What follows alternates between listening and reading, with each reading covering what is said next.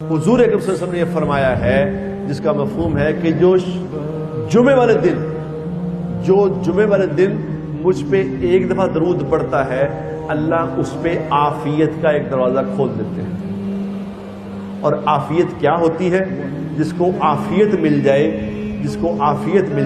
اس کو چار چیزیں مل گئی۔ چار چیزیں کون سی؟ نمبر ایک، اللہ تبارک و تعالیٰ اس کو ایسی بیماری نہیں لگنے دے گا جس بیماری سے موت آ جائے۔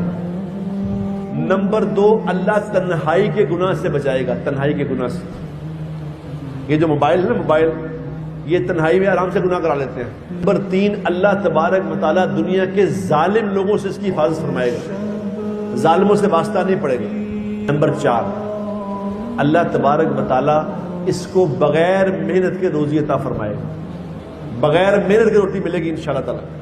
جس فرمایا کہ جمعے والے دن جب درود شریف پڑھا جاتا ہے، جو جہاں پڑھتا ہے فرشتوں کی ڈیوٹی ہے، وہ مجھے آ کے بتاتے ہیں کہ فلاں جگہ سے فلاں آدمی نے، فلاں عورت نے یا رسول اللہ آپ کو یہ درود بھیجا ہے۔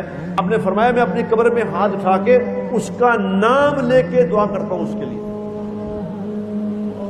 اور قیامت کے دن اس کی شفاعت